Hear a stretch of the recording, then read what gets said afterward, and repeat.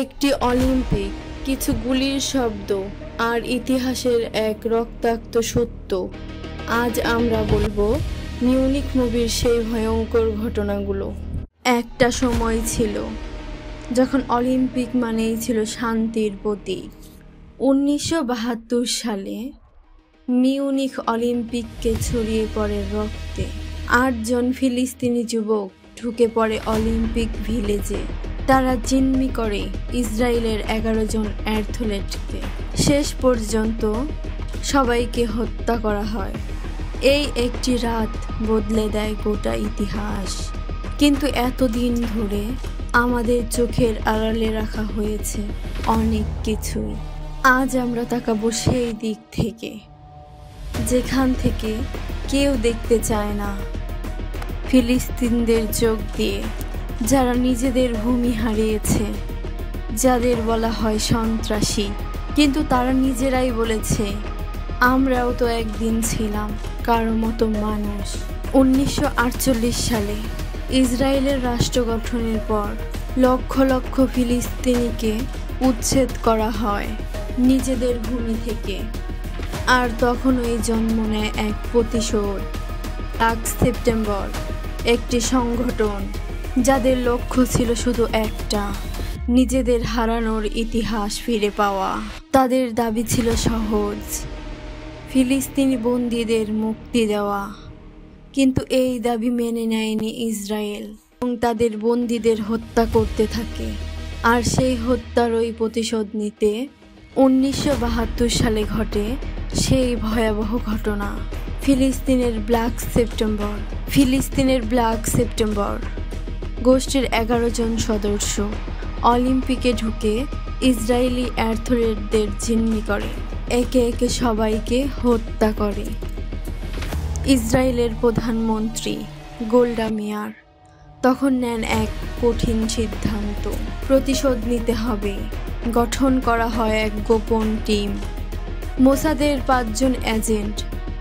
তাদের মধ্যে সবচেয়ে গুরুত্বপূর্ণ আভারনার কাফম্যান, সদ্য বাবা হওয়া একজন পরিবারপ্রেমী মানুষ। কিন্তু এবার তাকে করতে হবে এক ভিন্ন যুদ্ধ। তাদের হাতে তুলে দেওয়া হয় একটি লিস্ট, যেখানে 11 জনের নাম, যাদের সবাই কোনো না কোনোভাবে ব্ল্যাক সেপ্টেম্বরের সাথে জড়িত। প্রথম টার্গেট মাহমুদ হামশারি, প্যারিসে থাকে। একটি ফোন কল, একটি বিস্ফোরণ, নিজের ঘরে ছিন্ন ভিন্ন হয়ে যায় সে। দ্বিতীয় টার্গেট আবদেল ওয়াদ, রোমে থাকে।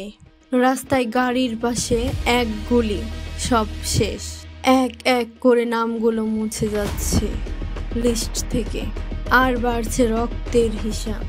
প্রতিটি মৃত্যু যেন আভারনারকে ভেতর থেকে কাঁপিয়ে দেয়। তার দলের একজন বলে, আমরা এখন খুনি নাকি রক্ষাকর্তা? যাদের তারা মারছে তাদের জায়গায় আসছে নতুন নেতৃত্ব। যুদ্ধ শেষ হচ্ছে না, শুধু রক্ত আর মৃত্যু বাড়ছে। তাদের টার্গেট খুঁজে দিতে সাহায্য করেন এক ফরাসি লুই। তবে লুই কারো পক্ষ নেয় না, সে শুধু টাকা চায়। এই লুইকে বিশ্বাস করাও বিপজ্জনক। তবুও আভারনার বাধ্য হয় এই নোংরা জগতে পা রাখতে। তারা একটি হোটেলে প্ল্যান করে বোমা বসানোর। টার্গেট একজন ফিলিস্তিনি নেতা, কিন্তু বোমার টাইমিং ভুল হয়। বোমা ফাটলে মারা যাবে নিরীহ মানুষ।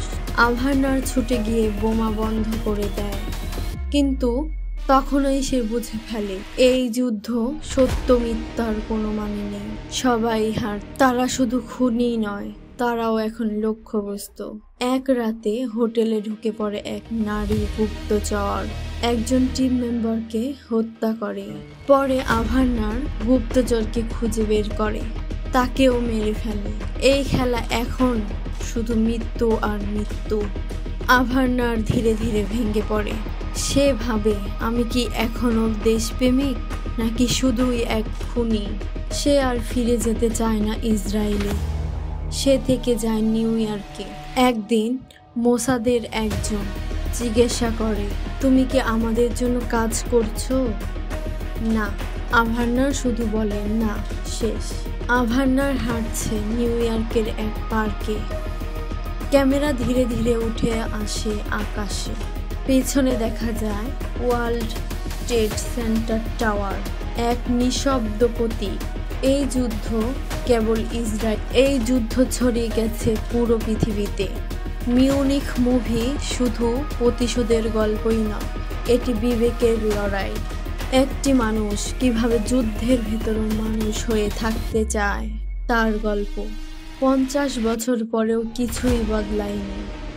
মুখ পাল্টেছে, কিন্তু রক্তের রং এখনো সেই লাল।